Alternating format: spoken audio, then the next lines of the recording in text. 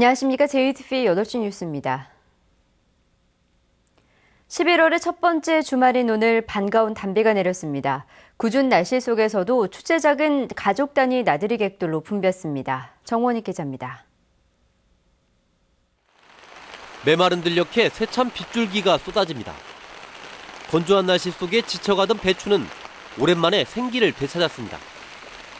12일 만에 다시 찾아온 비가 농민은 더없이 반갑습니다. 빗줄기도 마다하지 않고 배추를 돌보느라 분주합니다.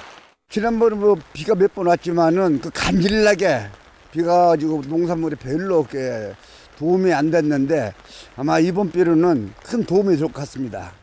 일러스트 작가가 조그만 판자에 축제장을 찾은 이들의 얼굴을 그려놨습니다.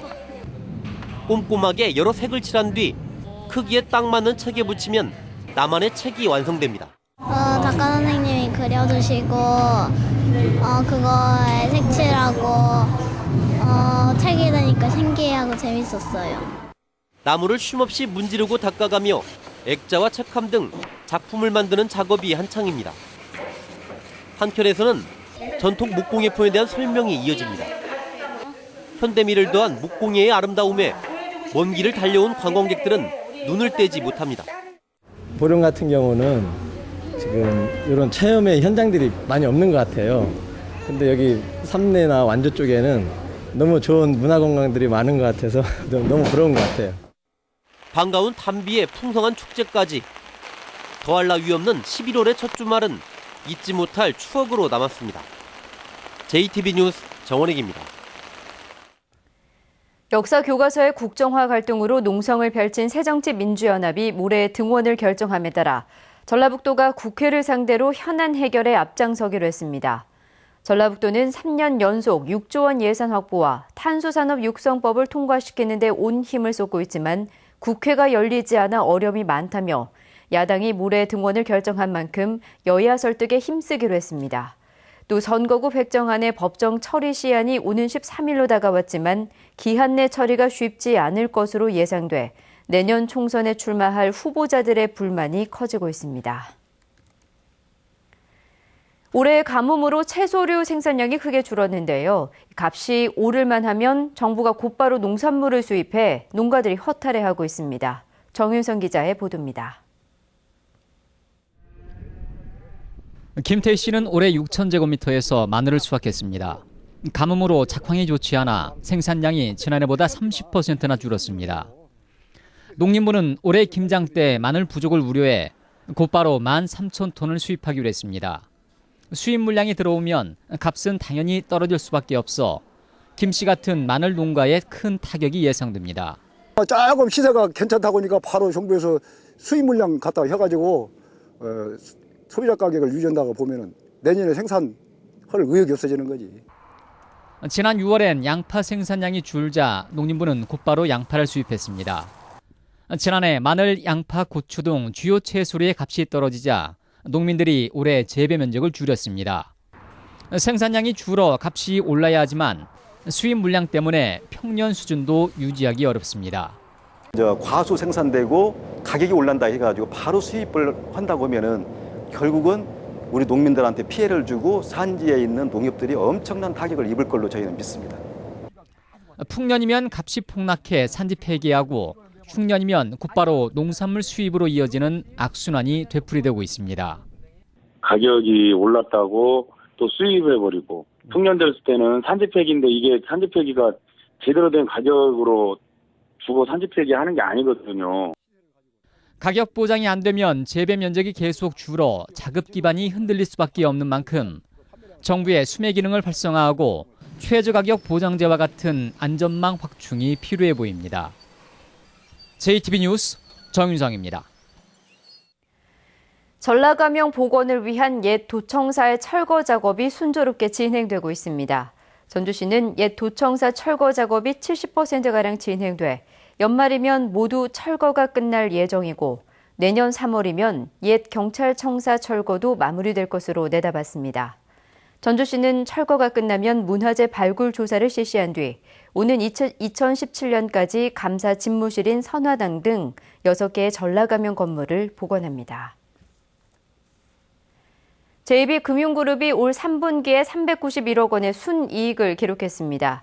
JB금융그룹은 전북은행이 151억 원, JB우리캐피탈이 180억 원, JB자산운용이 6억 원 등 지난해보다 122%포인트 증가한 391억 원의 순이익을 달성했다고 밝혔습니다.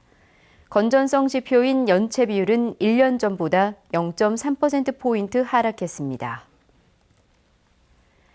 정부가 대학에 대규모 자금을 지원하면서 사실상 강제적 인원 조정에 나섭니다. 하지만 구조조정 대상이 될 학과들의 반발이 커 거센 후폭풍이 예상됩니다. 조창현 기자입니다. 교육부가 산업연계 교육 활성화 선도대학 사업, 즉 프라임 사업 계획을 발표했습니다. 주요 내용은 취업이 안 되는 학과에 인원을 줄여 유망한 학과로 이동시키라는 겁니다. 취업률이 낮은 인문사회계열 학과에 인원 축소가 불가피합니다. 사업에 선정된 대학에는 최소 50억 원, 최대 300억 원이 지원됩니다. 전북에서는 서너 개 대학이 강한 참여 의사를 보이고 있습니다. 하지만 사업 추진 과정에서 인원이 줄어들 학과들의 반발이 강해 상당히 조심스럽게 접근하고 있습니다. 이 학과를 평가시키거나 통폐합한다면 두세 개 이상을 해야 되고 학과에서 5명 내지 10명씩 정원을 줄인다고 하면 한 15개 과 정도에서 정원을 줄여야 되잖아요. 보통 일이 아니죠. 전북의 대학들은 지난 3년간 전체 정원의 10%를 자율적으로 줄였습니다. 이때도 인문사회계열 학과들이 주로 인원 감축의 대상이었습니다. 국립대는 기초학문 육성이라는 기본적 책무를 저버린다는 비난에서 자유롭지 못해 사업 참여에 고민입니다. 교육 학문 이것을 강화를 시켜줘야 되고 그다음에 인문사회계를 해줘야 되는데 막 흔들어 버리니까 보통 공익수가 상당히 어려운 점이 있죠. 교육부는 다음 달 산업별, 직종별, 중장기 인력 수급 전망을 대학에 배포하고 본격적인 사업자 선정에 나선다는 방침입니다. 재정이 열악한 지방대학이 수백억 원이 걸린 국책 사업을 외면할 수도 없는 상황이어서 프라임 사업 추진 과정에서 대학가에는 거센 후폭풍이 불 것으로 예상됩니다. JTB 뉴스 조창현입니다. 전북교육청이 이달 중순쯤 역사 보조교재 개발을 담당할 특별팀, 이른바 태스크포스팀을 꾸립니다. 전북교육청은 역사교사와 교수, 도교육청 관계자 등 10명 안팎으로 TF팀을 구성해 수능이 끝나면 곧바로 운영하겠다고 밝혔습니다. 해당 TF팀은 연말까지 교재 내용과 방향 설정, 그리고 집필진 구성 등을 마치고 내년 초에 교재개발위원회를 출범시킬 계획입니다. 심각한 경영난을 겪고 있는 군산 컨테이너 터미널이 올해도 부두 임대료를 제때 내지 않고 있습니다. 군산지방해양수산청은 컨테이너 터미널이 지난해 부두 임대료 4억 3천만 원을 체납한 데 이어 올해는 2억 8천여만 원을 제때 내지 못했다고 밝혔습니다. 군산 컨테이너 터미널은 2019년까지 3만 톤급 2개 선석에 대한 임대 계약을 맺고 있습니다. 2015 김제 농기계 박람회가 오는 10일부터 12일까지 사흘 동안 김제 벽골제에서 열립니다. 이번 박람회에는 180개 업체가 참여해 370여 종의 농기계를 선보입니다.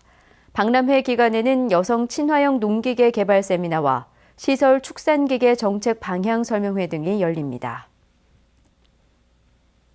군산경찰서는 옛 애인의 남자친구에게 흉기를 휘두른 혐의로 51살 김모 씨에 대해 구속영장을 신청했습니다.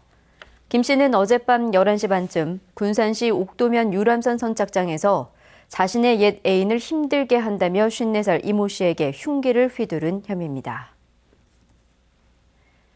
날씨입니다. 전북은 내일도 흐리고 비가 내리겠습니다. 이번 비는 모레까지 10에서 40mm가량 이어질 것으로 보입니다. 군산과 김제 등 서해안 지역은 비가 내리다가 오후에 점차 그치겠습니다. 아침 최저 기온은 14도에서 15도, 낮 최고 기온은 18도에서 19도가 예상됩니다. 바다 물결은 0.5에서 2.5m로 일겠습니다. 전주와 남원 등 내륙 지역은 하루 종일 비가 내리겠습니다. 아침 최저 기온은 12도에서 15도, 낮 최고 기온은 18도에서 19도의 분포를 보이겠습니다. 다음 주에는 대체로 맑은 날씨 속에 낮 기온이 15도 안팎에 머물 것으로 보입니다.